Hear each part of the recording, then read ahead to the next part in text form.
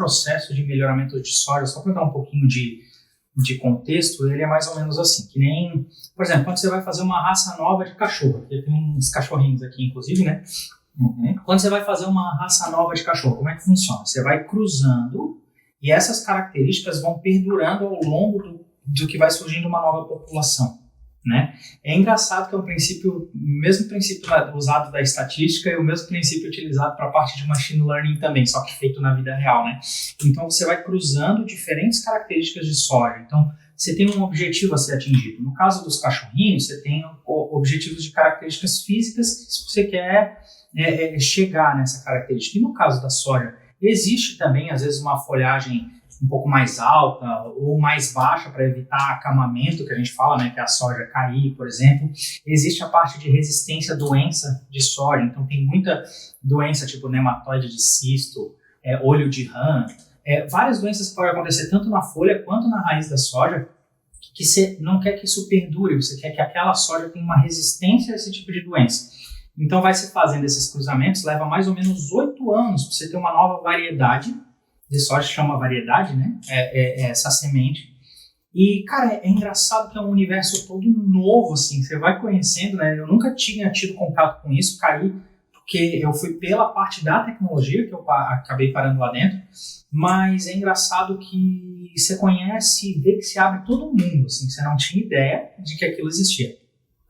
E esse processo não tem nada a ver com transgênicos, é um processo de seleção artificial mesmo. Legal que perguntou isso, porque sim e não. O que acontece? Esse processo diretamente não tem a ver com transgênico. Esse processo ele já existe há muitos anos, né? Desde a parte quando a gente antigamente tirava, por exemplo, um galho de uma cerejeira e botava numa laranjeira, fazia um enxerto.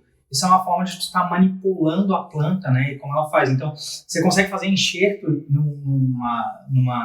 numa árvore de várias outras árvores frutíferas e na mesma árvore dá vários frutos diferentes. Você vai manipulando, né, o que é por padrão da natureza, você consegue fazer isso. E quando você faz através do cruzamento, você vai atingindo esses resultados. Porém, existem alguns fungos que você consegue implantar características genéticas, né? Quando você vai fazendo um melhoramento genético clássico, acontece uma parte da genética que é para verificação, para ver se está dando certo. Vamos dizer assim, aquele gene está perdurando, então você faz uma parte não invasiva, você faz só um acompanhamento disso. Agora, quando você vai efetivamente colocar uma característica genética, que é o transgênico, você utiliza algum meio para fazer isso. Uma das formas é através de um fungo, né? Então você pega eu não sei exatamente, porque eu não era um pesquisador disso, né, exatamente o procedimento lá, mas pelo que eu entendi, você pega a característica da planta que você quer e através de um fungo essa característica é carregada para outra planta.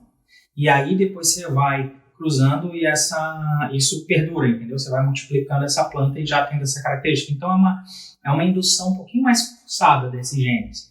E o pessoal tem muito medo de transgênico, não é nem tanto porque é perigoso, não sei o quê, é porque ainda não se tem dados suficientes para saber se faz mal, se faz bem ou tal. Então o pessoal fica muito na dúvida daquilo que não está batido na pedra, sabe? Que não é certo, assim. Então, por isso, quando você faz o cruzamento artificial, costuma ter um processo natural, no fim das contas, né? Mas é pelo mesmo processo que a gente chega nas variantes, tipo, o do milho de hoje em dia, por exemplo, que é super diferente do milho de 200 anos atrás, né? Perfeito. Tanto que a gente olha um pé de milho, uma foto de um pé de milho de começo do século XIX, final do século XIX, começo do século XX, quase não reconhece que aquilo é milho, né? E a gente consegue chegar nas características que tem hoje.